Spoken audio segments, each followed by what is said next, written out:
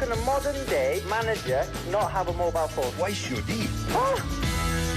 All right, you're welcome along to Thursday's football show. Nathan with you this evening, and it's a slightly special football show because John Giles is going to be with us for the next hour. Evening, John. Evening, Nathan. Happy New Year. And you and all the listeners. You got through to Christmas safely? Yeah, no problem. Didn't do much. Nathan kept out of the way. I was very lucky though. I got me 2 jabs. Ah, brilliant. Yeah. So you're vaccinated? I'm vaccinated, Nathan. Yeah, luckily enough. Yeah. Oh, that's fantastic. Yeah. So good news. What sort of difference is that going to make to you? Well, the big difference is I won't be as terrified as I was about getting the virus, Nathan. That's the main thing. I'm not doing much else, to be honest. There's nobody else is. It's whether it be in Ireland or England at the moment. But it's just a relief to know that at least I've got the jabs in. You know. Yeah, because I know you were saying you were going out for your daily walk, but you were at a stage where when someone was coming towards you, you were almost having to cross the road. I always did cross the road, Nathan. That's how it was. But anyway, we're into the new year now. Anyway, Nathan. Yeah. We'll enjoy our football anyway. Yeah, and look, I'm sure it's a huge relief to you and all the family. Definitely. Yeah, it's great. I'm delighted with it. Yeah. Well, hopefully the rollout speeds up for the rest of us, John, and things will get back to some sort of normality. But I think it's going to be a tough few weeks and a few months to come for everybody still, unfortunately. Yeah, we'll just get on with it. You know, it'll go someday, Nathan. You know, I've got to get over to Dublin as well and see a few pals and maybe get out and have a drink with yourself, Nathan, if you fancy it. Absolutely, John. I look forward to it. Maybe even more than one. Yeah, definitely. I'm sure, like everybody else, you were ended up watching a lot of football then over the Christmas when every match is on. It almost felt like you ended up missing it when there was a night with no football, which was rare enough. Main takeaways then, it seems Manchester City are back. Yeah, well, as you know, only 2-3 weeks ago, Nathan, on the programme, I said I think they've gone. But they've been revitalised, if that's the right word, Nathan. I think they were impressive against Manchester United last night, definitely, and at 1 or 2 other matches. I think what's happened is what I can see anyway, is there's more emphasis on defending than ever before with Pep. And luckily enough, they've got, I think that so far anyway, it looks like they've got a good defender, 2 good defenders.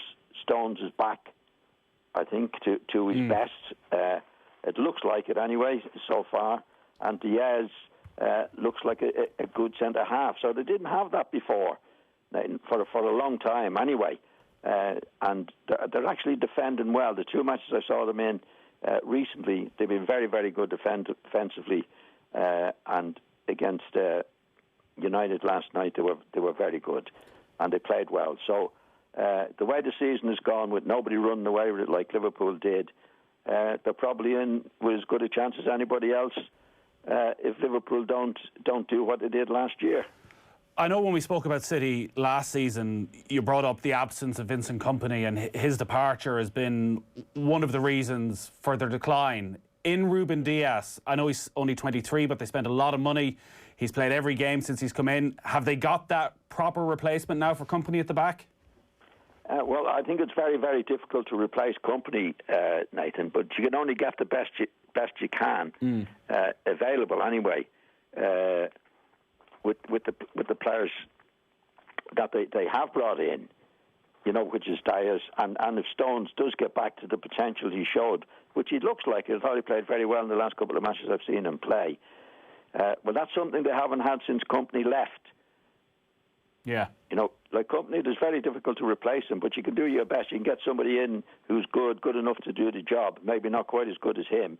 But what I've seen on the last couple of matches, that's between Diaz and Stones, they look very, very solid. Now, whether they continue to do that or not, Nathan, remains to be seen. But it's something that I haven't seen from City since Kompany left. that's reflected in the statistics as well. They've only conceded 13 goals in their 15 Premier League games. They've conceded the fewest in the Premier League table. Is it just the individuals then you think that have changed them defensively, or has Guardiola changed his style to make them a bit more solid? Well, I think when you get defenders in like Stones and Diaz, it does change the style. They wouldn't be quite as attractive coming forward, Nathan. But you could put up with that if you're not conceding the goals. You know, I mean, if I had something about Guardiola, it would be not concentrating enough on defending, despite the fact that of many things that he's won. You know, I think you have to be solid in defence. And when they were company with that, they didn't lose many goals, despite the fact that they were going forward as much. But in last year and so, they conceded a lot of goals, silly stuff, Nathan. They haven't done that this season, and especially in the last few matches. So I think it's a plus for them. Yeah. This time last year, I don't know how many goals they conceded this time last year, Nathan. It was quite a few overall in the season. Whereas now, as you said, it was the last 6, 7, 8 matches. They've been very, very good at defending, not giving away silly goals at all, or giving goals in any sort of goals away. What we saw against Chelsea at the weekend in particular felt like the old Manchester City, in that, as well as being solid at the back, there was suddenly a bit of energy, a bit of excitement.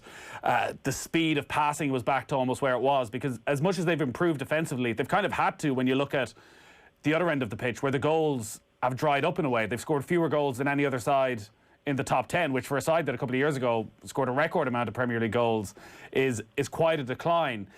Have you seen something then against Manchester United, against Chelsea, and over the Christmas period, that as an attacking force, Guardiola's getting them back to where they were a couple of seasons ago? I think so, Nathan. Don't forget, they've been without their strikers, and you know they scored a goal. They scored 2 goals last night and the 3 goals against Chelsea. But there was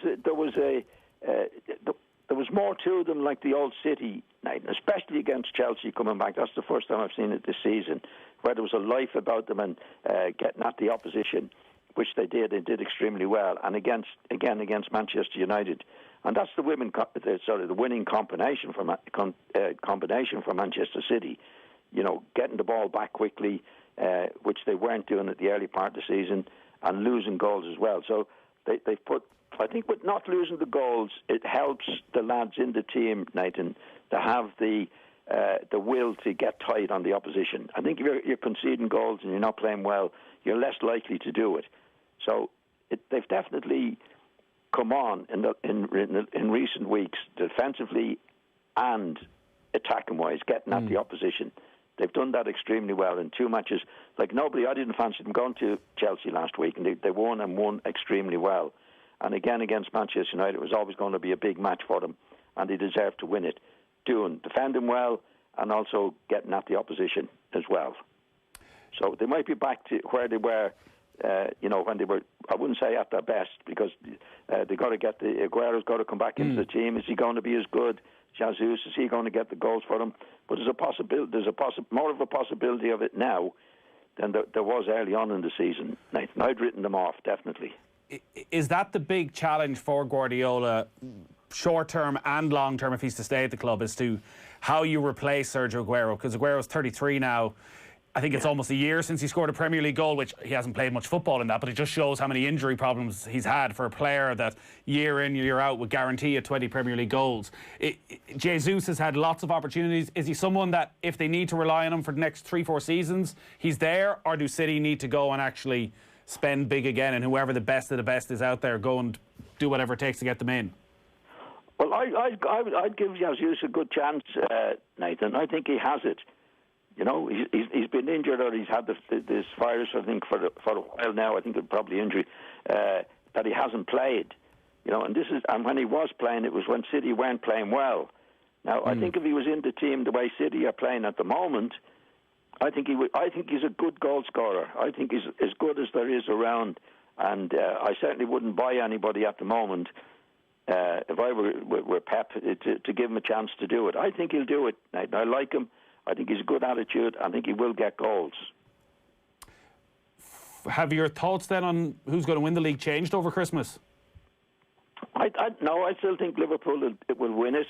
it won't be like it was last year because they have their own problems.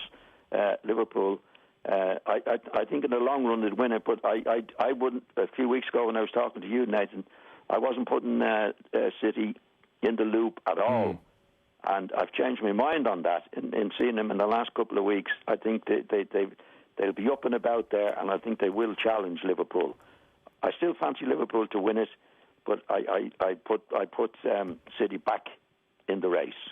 Just before we move on to Liverpool and move away from Manchester City, Colin Bell passed away this week, one of Manchester City's greatest ever players. They named a stand after him at the Etihad Stadium. He's a player you would have played against many times through the years? Yeah, good few times, Nathan. He was a very, very good player at a time when Manchester City were coming out of the doldrums. You know, in my time at Manchester United, around when I left in '63, they were relegated that year. Right, City were, and they were there for a few seasons as well, Nathan, until Malcolm Allison and Joe Mercer came along, and they brought a few players in. Franny Lee was in, Mike Summerby, and one of the big signings was Colin Bell from Bury. It wasn't an awful lot of money, but it became, Bell, Summerby, Lee were the big three when City went on to win. I think they won 4 trophies in 3 seasons, Nathan. Yeah. Which was a great time for them, and he was one of the big players for City at that particular time. What sort of player was he? He was a right-sided midfield player, Nathan. That he was. What was it? Malcolm Allison, who was the coach, had a name for him. It was a famous horse, and I can't think. Nijinsky. Nijinsky, and he was that type of great engine, as they say nowadays. He could get up and down, score a few goals. He played on the right-hand side, but was a very, very fit lad. Right. Covered the ground well, and was very successful. He unfortunately had a terrible injury at 29, where it actually finished him. He did come back, but he was never the same again. So he was part of the I think Manchester City as a club have treated the Colin Bell thing very, very well. They've been very respectful. They've named a stand after him on the ground. But he was certainly part of a terrific, because we were real challengers to them at that particular time. They won the league in '68. We were running for the league in '68 at Leeds, and we won the League Cup and the First Cup that year. But they never lost the big trophy when they got there. Right. They won the league, then they won the FA Cup, then they won the League Cup and the Cup Winners' Cup in the same year. So they won 4 trophies in 3 seasons. Yeah. Which was a hell of a job. And that was it. Not that wasn't bad. It was very good. Like with Leeds, we lost a good few trophies, but we kept going after that, Nathan. They finished in the 4th season. Then we went on to win the Cup and the league after them. But they were a terrific team. Yeah. Terrific team. Looking earlier, he was one of those players that City. Yeah. Sorry, Nathan, go on. That game you've spoken about before, the 3 versus the 6. Yes. You played alongside him in that game. I was in that team. Yeah, I played alongside him. He's a very quiet lad. Right. Very, very well mannered. Now, I've never heard anybody say a bad word about him. He was a very modest individual. Got on with the job. Actually, we did have a drink after the match. I think I was having a drink with him, but I don't remember him talking. He was so quiet. No, he was, and anybody I knew that knew him said he was a terrific lad. Yeah. Really good lad, and he was a great pro. There's no doubt about that. Yeah, that's certainly come across in all the tributes. His modesty as well has come across, and a sad loss, Colin Bell. You mentioned Liverpool then, the flip of Manchester City for them over Christmas, and we've seen over the past 5-6 weeks Liverpool get to the level at times of last season when they beat Leicester or when they beat Wolves, or even putting 7 past Crystal Palace. But then on the other side, there have been 3 performances now: Fulham, West Brom, and again, the last time out, where it's just been so flat.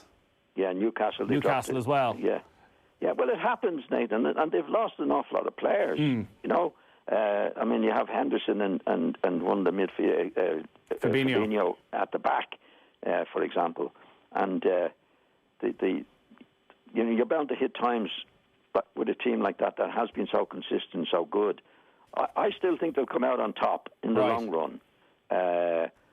But they played Southampton the other night, and like Southampton are a good team. There's a lot of good teams down. Well, they're not at the bottom now, but they're always hard to beat, and they have been very, very good. So they didn't play badly, Liverpool. There could be a slight concern, I think, about Salah. As we saw in the paper, Nathan, in the last couple of weeks, he was not complaining. He was as if he was looking for a move. I think his brother or somebody was talking on his behalf because he was annoyed because Alexander got the captaincy and he didn't get it. And this is very odd, at this particular stage of the season. Is it not just the normal flow of modern football where you get it out there and worst case scenario you get a big money new deal? Well, it could look that way. It could be in a situation because all the players have agents now, and the players can't talk to other clubs, but the agents can talk on their behalf. So an agent could come back to Salah or anybody else. Look, I've got a deal here. I think if you get away, there'll be a lot more money in it. That happens in the game. And now, I'm not saying that's happened with Salah, but it was very odd for him to come out in the way that he did. That he wasn't happy about it, and he wasn't happy at the club because he wasn't made captain. That's very odd, and it doesn't do anybody any good. It doesn't do Salah any good. I don't think he's played well recently, to be quite honest. He's missed a few chances that he doesn't normally miss, and it can upset a team like Liverpool, who've been going extremely well, and they could do without it. And the other thing with Liverpool, I think, they're having more teams getting at them now at the back than they did before, obviously because Van Dijk and Gomez and these guys are not playing.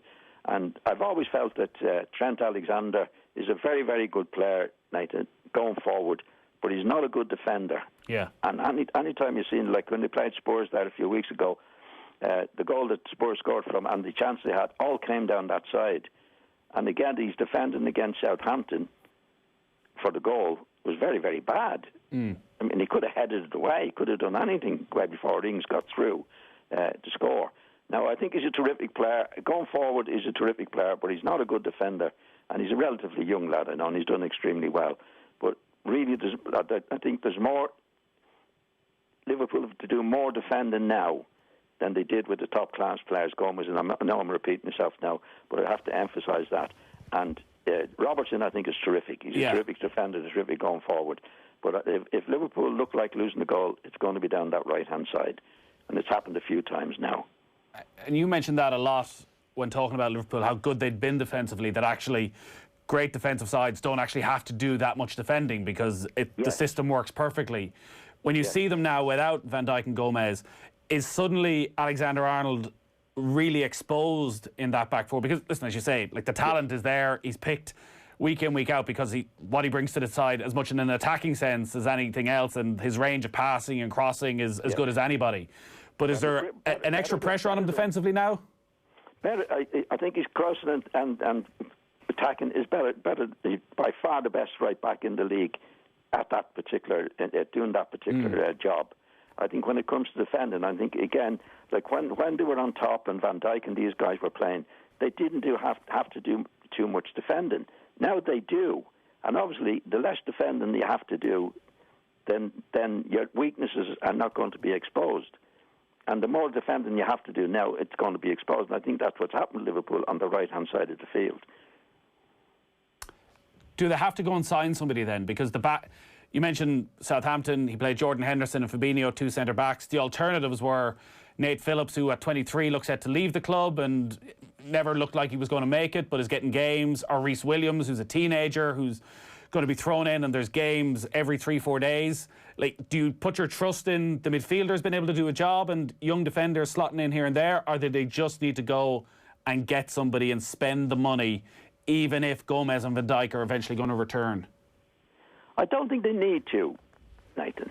That's my take. Even with Henderson and Fabinho at the back, even the other day, like they didn't cause any goals. They only lost 1-0, and Alexander was at fault for that.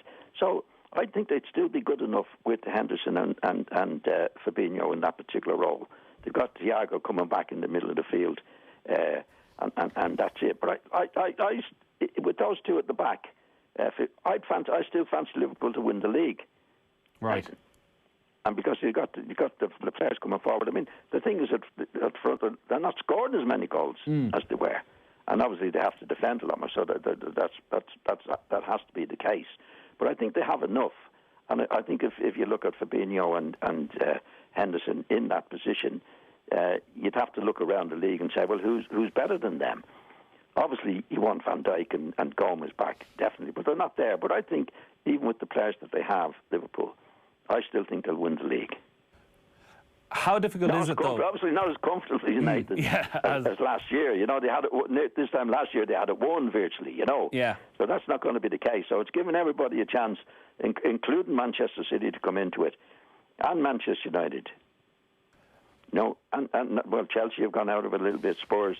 So it gives all the other teams that they didn't have last year to give them a chance of taking over from them. But I think they'll still do it. So if he needs to go with Henderson more often, like, you know, you spent your career playing central midfield.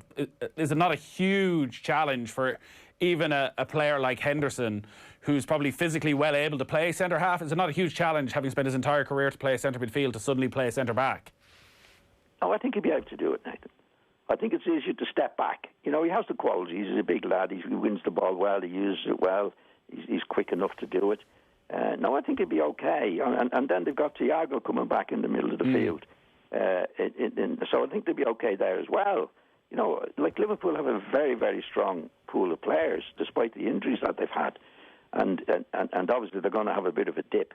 But they're still top of the league, or just about top of the league. I think they'll finish above Manchester United, and Manchester United are their nearest rivals. I know you'll come to them in a few minutes, but if you take the season as it is, they've had a lot of injuries. There's no doubt about that. But I still think with the strongest team available at the moment, they're better than any other team. If Salah gets back on track again, particularly, he's still got Firmino and Salah, all the players up front. They've still got them. And good midfield players as well, Nathan. Jurgen Klopp went on a little bit of a rant after the Southampton game about penalties and brought up Manchester United and how many penalties they've been getting since Ole Gunnar Solskjaer got the job. And as always, a lot is read into it. It's mind games. Is he losing it a little bit? Hey, is he right to get involved in that sort of stuff? Can you understand what he's doing? No. Look, Klopp is a bad loser. And all the great managers, where we are bad losers. You know, they used to say in America, show me a bad loser and I'll show you a loser. I don't think Klopp can help it. You know, he just, I mean, in Manchester United, remember he got I think the year before last, a draw at Manchester United, and he was complaining about them, you know, sitting back and parking the bus and all the various things. That happens. But, I mean, he's raising a point. I mean, I had to laugh at Solskjaer's response. He said, I think he was raising a point to get the referee's attention to it. Well, there was nobody better than Ferguson at doing that game. You know what I mean? And I think most of them that can do it. I think he's a bad loser. And but one of the reasons that makes him a great manager, Nathan. Yeah. But it gets silly sometimes, you know, when you're saying things like that. Just get on with it. You know, Liverpool have their fair chances of things going their way and getting VAR as anybody else. So I think you've got to take it on the chin. And I think for the likes of Klopp, it's not easy to take it on the chin. Yeah. Well, look, we'll have plenty of time next week to look ahead to Liverpool against Manchester United, which we'll have live here for you on Off the Ball on Sunday week. John, we'll take a very quick break. We do want to talk about several of the other teams you touched on there, including Manchester United, Leeds United as well. We've had quite a Christmas period. We'll be back in just a moment. Football on Off the Ball with Paddy Power. Gamble responsibly. Gamblingcare.ie.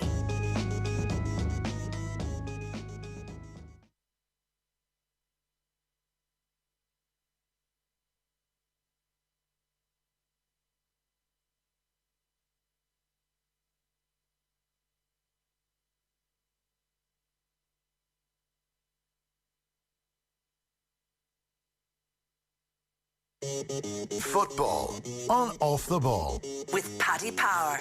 New normal, same old football. Paddy Power. Gamble responsibly. Gamblingcare.ie.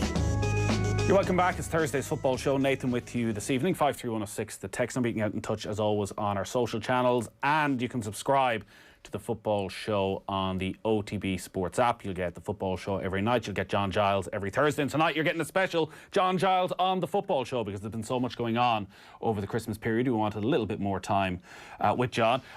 We'll go to one of the Uniteds. We might go to Leeds first, actually, John, because it's been a bit of a helter-skelter ride over the Christmas period. I don't think the Manchester United match had actually happened the last time we spoke to you, when United went to town on Leeds, but they've responded with victories. They won well against West Brom, put 5 past them after putting 5 past Newcastle, and then they're well beaten by Spurs. Sum it all up, what's going on at Leeds at the moment? Well, I think the results sum it up, Nathan. I mean, if you go back to the start of the season, my take on Leeds always was that they'll win matches that you expect them to lose, and lose matches you expect them to win.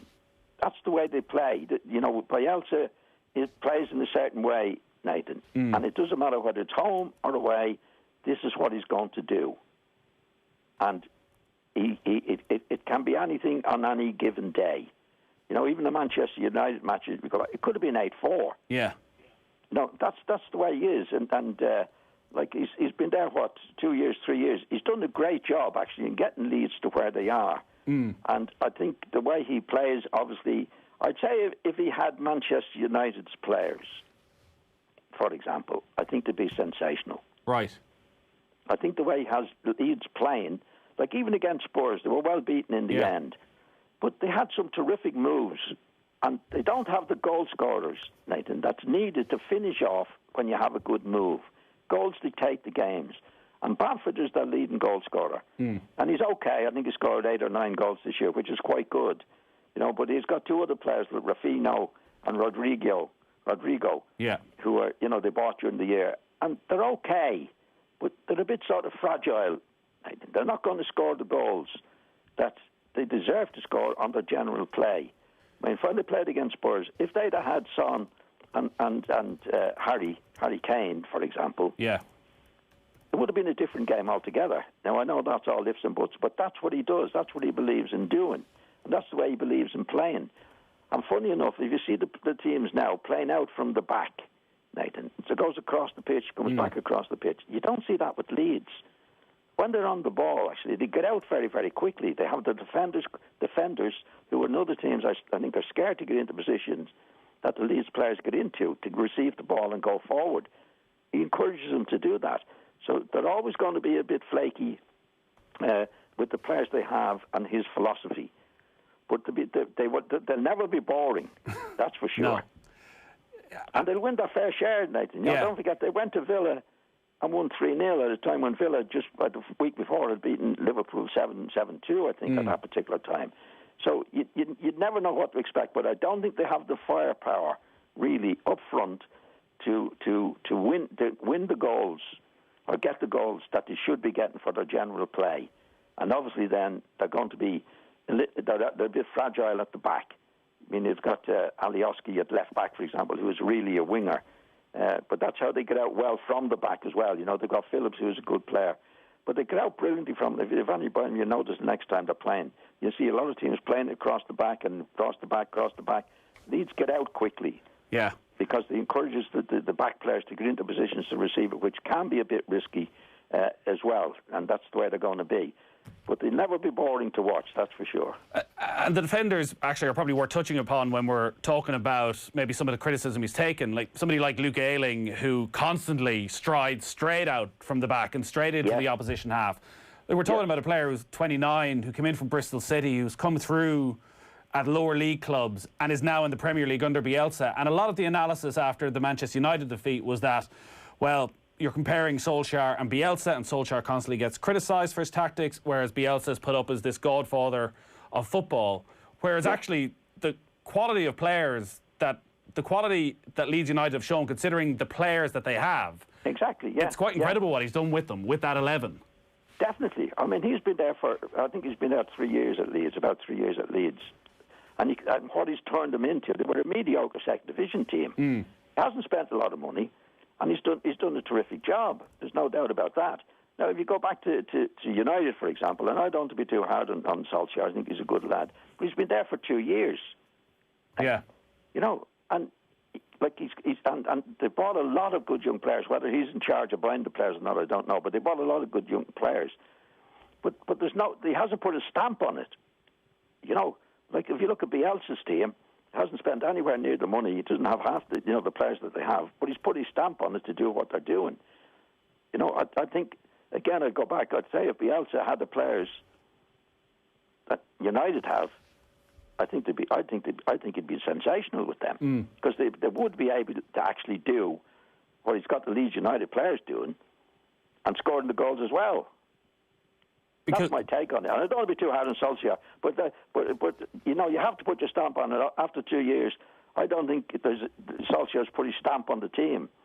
You know, he's got a lot of good young players in, but what are they going to do next? You know, there's no consistency about them in what they're doing. There's an inconsistency about them. Talking about Manchester City last night. You know, I see what I find with all the top managers, Nathan, the more games they play, the more they learn. Yeah. And they like football is made up of a million little things. And what you do with the best, I've seen the best managers do it. You play one match, you put that right, you put that right, you put that right. The next one does because you never get everything right, but you get the stage where you get the little million things right as best you can, and then you see the improvement. It improves as it goes along because the result displays and result. I don't see that at Old Trafford. I just see with Solskjaer putting them out, get out and play. Sometimes it's good, sometimes it's not good. But with the top teams, there's consistency, whether it be Manchester United in the past or Liverpool now or Manchester City when they were doing their best. You get rid of the mistakes as much as you possibly can. You never be perfect. I don't see that at Old Trafford. Is there a certain, just before we finish up on Leeds and Bielsa, and then maybe where, and I'm sure Leeds, from everything you're saying, you don't want to see Bielsa leave Leeds, but he came in with such a great reputation, albeit not at times with the trophies to match, particularly in European football, that is there a certain pragmatism, though, that managers should have? Because you mentioned the Manchester United game, it could have finished 8-4, but if it had finished 8-4, it's the end result. Leeds United get beaten. We know how good an attacking force Manchester United are on the counter-attack. That is there a certain part of Bielsa that should have changed for that United game, knowing the way they play, to give Leeds a better chance of getting a result? Well, let's put it this way, Nathan. If you're doing something as drastic as I'd call it drastic as he's doing, you can't change it. You know, you can't change it for one match and say, right, we don't do it today, lads. Right? Now, you might be able to do it with better players, but with better players, you wouldn't need to do it. That's the point about Bielsa. Of course, it's hard to describe him because people will say, but all I'd say, Nathan, 3 years ago when he went to Leeds, they were in the middle of the second division, going nowhere. Right? With the players that he's had, he's got them up into the Premiership, and I think they'll stay there, doing what they do, right? Without spending a lot of money. And that's an amazing job. Now, again, if I said to you, well, okay, say he had Maguire and all these great players that Manchester United have, with the philosophy that he had, they wouldn't be losing the goals they're losing, in my opinion. I think they'd be fantastic, but we don't know that. But what I'm saying is that Leeds, with the players that they have and the money that they've spent in relation to Liverpool or Manchester United or Manchester City, shouldn't be there at all. Yeah. But they're there, and they're capable of beating them on certain days.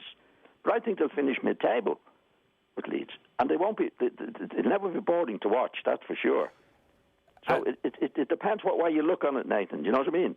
But I think that when you have players like, say, Mourinho has or Solskjaer has at Manchester United, you can change your tactics from week to week a little bit, but he can't do it. Bielsa. Yeah, they have to be fully bought into it. They have to be, and the players. Yeah, exactly. Like if you look at the players at Leeds United, they've totally bought in. Because he has the personality to be able to do what he's doing. Right? Now, if you said to those players, right, we're going to change next week, they say, well, what about our philosophy? What are we doing? You know, are we doing this? Are we doing that? So he makes it clear to them, this is what you do. I want you to do it. And with the players that he has, Nathan, it's going to be totally inconsistent. It'll be brilliant some week, and it'll be poor the next week. Not that it's poor, but they don't have the players up front to score the goals that they should be scoring when they're doing what they do well. And now you're always in trouble. You're always going to be in trouble. Well, if John, and look, Ole Gunnar Solskjaer looks as on safe ground as he's been since he got the job at United. So if Marcelo Bielsa went to Manchester United, you say it'd be sensational, and we'd all love to see the attacking style of football with that quality of players. But would they win the league under Bielsa? Yes. Yeah, of course they would. Right. Of course they would, because if you win the matches, they wouldn't be losing the goals that they're losing. They'd be actually with Greenwood and Cavani and Rashford and these players that they have up front. But when they'd be making the moves that Leeds are making, they'd be ending up with goals, Nathan. Like Leeds a lot of time end up with nothing. After a great move, even against Spurs, they had some terrific moves out from the back, but didn't finish it off. And if you don't do that, then you're not going to win matches. But I'd say he'd put his stamp on it. You see, what the point I'm trying to make as well, that it's been, whatever he's in Italy, it's 3 years or so, who were in the middle of the second division. He put his stamp on that. And now they are actually a Premier League team who are capable of finishing mid-table. That's a huge job with the players that he has. Now, if you give him the better players, then he'll do a better job. So, in my opinion. From what you're saying, John, because when you look at his managerial career, and he's managed Argentina and he's been at a good level of clubs with Athletic Bilbao and Marseille and Lille, that if Chelsea are getting rid of a Frank Lampard or any of those top clubs are changing manager, that they should be looking at Bielsa. I would. Yeah. I'm only giving you my opinion. If he can do it at Leeds, no, again, mediocre second division team. He's got them up in the Premier. Now, some teams can do that by spending an awful lot of money, Nathan. You know, some teams can do that. He hasn't spent any money. Well, hardly any money. You know, if you look at the players that he has, I mean, the most he spent on a player, I think, was 20 million, and then he spent a bit in the summer. But if you look at all the other players, you know, next to nothing.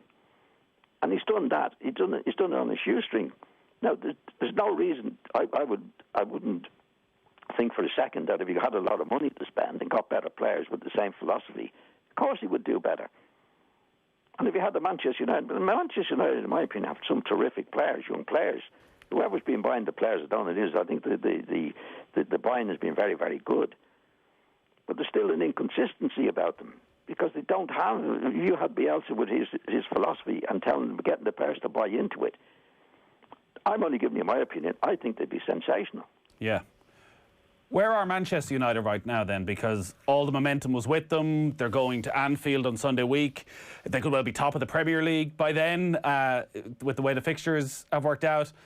And then they go and they play Manchester City last night and it's so flat and suddenly there's question marks. Is that just where they are? They're going to be this inconsistent side? Or have you seen enough over Christmas to suggest that actually they can put together a run over the next 3-4 months that they can actually be there with Liverpool and Manchester City right at the end of the season? I think anything could happen, Nathan. Again, I'd go back to Solskjaer. I think he's a good lad and everything else. But he's not putting his stamp on it. You know, like when again with managers, what they do is, you see, the more games they play, the more they learn, and they erase the mistakes because it's made up of a million little things. I don't see that with Solskjaer. I think it's go out and play. This is what we do, and you go out and play. And I don't think there's anybody then, right, this is what we were doing wrong, we'll put it right next week. We'll put it right for the next week. So the more matches you go, the better you get. And that's called consistency. Now, you don't get a consistency with Manchester United. They have terrific players. And they can do it on the day. But they still make mistakes that they shouldn't be making. There's little things that they should be doing that they're not doing. And I don't see Solskjaer capable of doing that or hasn't done that. He's been there for 2 years. I don't see his stamp on it at all. And that's what I was going on about Bielsa. You know, much less to play with. He's been there 3 years, and he's done a big job. I think Solskjaer has done okay. He's been there for 2 years. They spent quite a bit of money. I think they should be a lot better than they are. Right. Because that is probably at odds with a lot of what's been said about them over the last month. Maybe because they've come from such a low base over the last year or so that Solskjaer has managed to turn them into a side that could and are somehow in a title race. But I guess at the same time, you are looking at a front three of Rashford, Martial, and Greenwood scored once in the Premier League all season. Martial has scored twice. That if it wasn't for Bruno Fernandes, maybe he's covering over a lot of the cracks in the United side still. Well, he's a very, very good player. There's no doubt about that, and he's done his stuff. But the rest of the team hasn't. But the potential is there. I mean, if you look at the players that they have individually, they're very, very good. But I mean, if you're not getting rid of the mistakes, and you make the mistakes the next week, and it's a morale thing as well from players who have a manager. Like when Ferguson was there, for example, he was the manager, and they looked up to him, and he really, really dictated what they were going to do, and they wouldn't let him down. And any of it they did, they'd be thrown out of the place. I don't get that sense with Solskjaer. Has he not made them better though? Like, are they not better now than they were a year ago? They probably are, Nathan.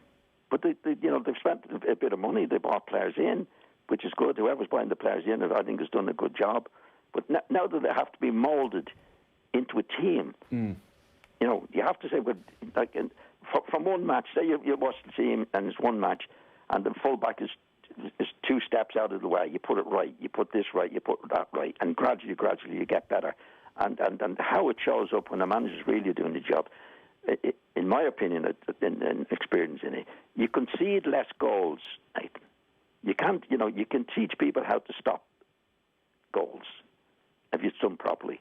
It's very hard to teach them how to score goals, because that's why you buy them, for their instinct to be able to do it. But you can certainly put it right at the back, and certain things up front as well. Little by little, every match you learn something from it, you do it.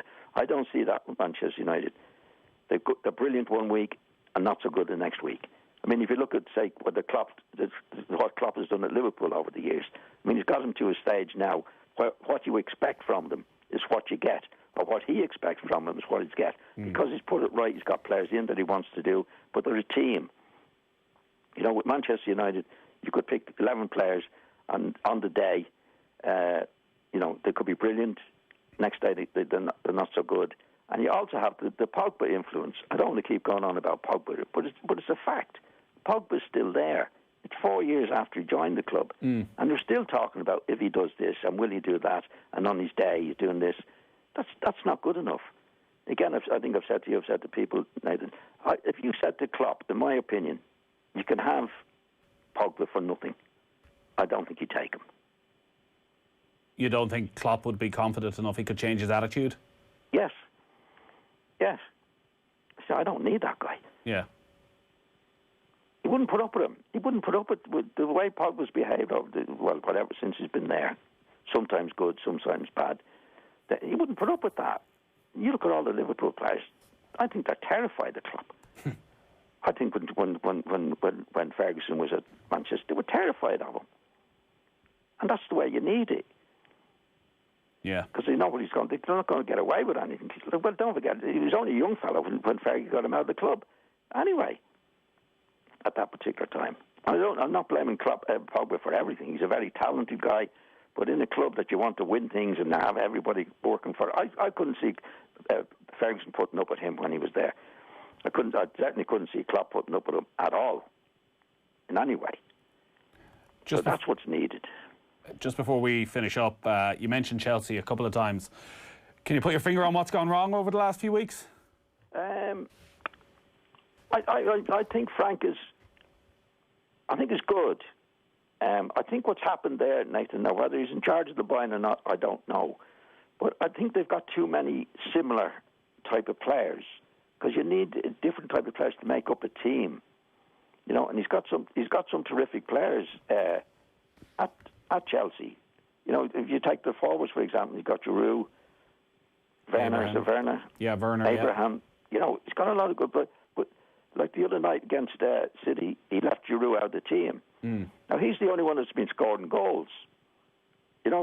So you have to go with a combination. I think he was wrong to do that, because the other lads are not scoring goals.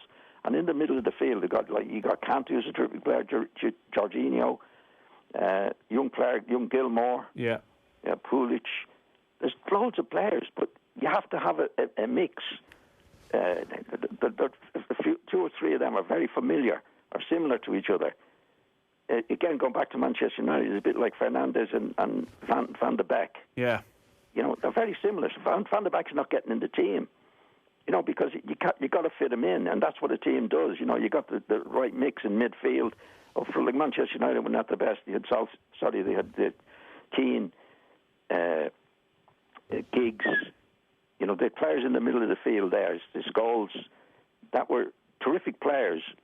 But Scholes could play on the left, Beckham could play on the right, and you had the two lads midfield. It was a good balance to what you were doing. And I think that's what's happened to Chelsea. A lot of terrific players, very talented players, with no real balance in it as a team, Nathan. Yeah. So should Chelsea stick with him and trust that he'll sort out the balance? Yes, definitely, definitely. I think you know, you got to give him. It's only his first year in it, Nathan. And I mean, it's only a short time ago when people saying what a great job he's doing. You know, a bit like Arsenal.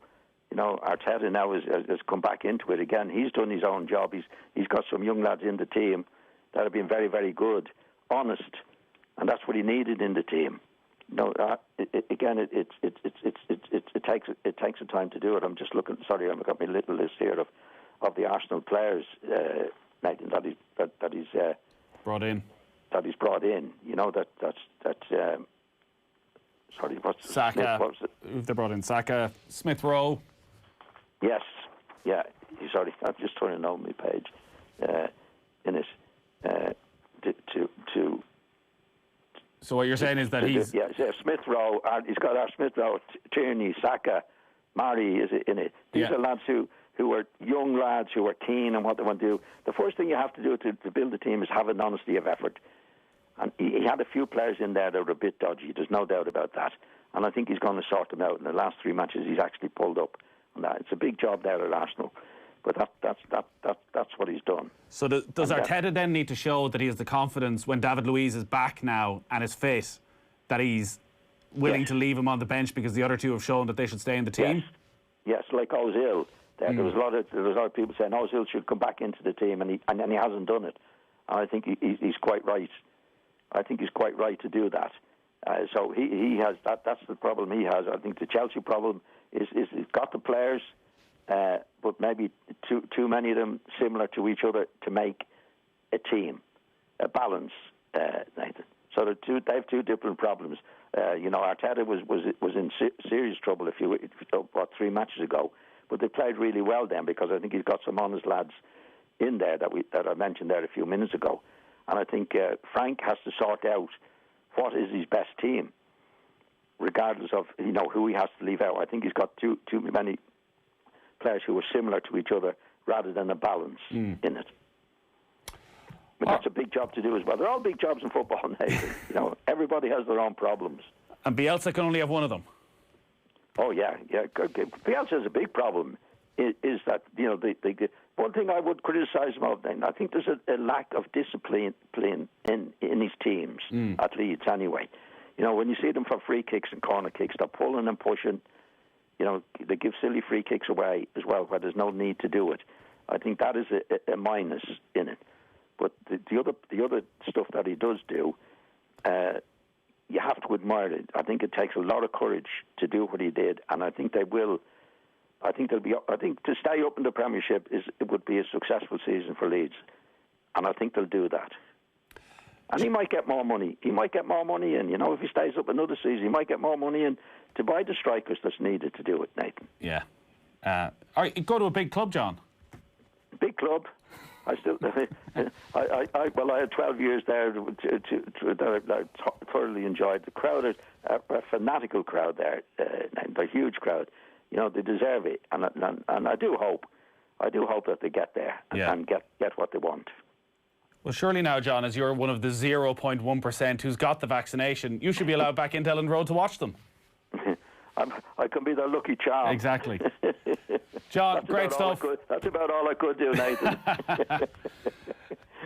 John, that's brilliant. Thanks a lot for joining us. Mind yourself. Thanks, Nathan, and a happy New Year to all your listeners. You too, John. All right, great stuff as always from John Giles. Bye-bye. If you missed out on any of that, you can subscribe to the Football Show podcast on OTB Sports app. and you will get that every single evening. We'll take a quick break. Football on Off the Ball. With Paddy Power. Gamble responsibly. Gamblingcare.ie.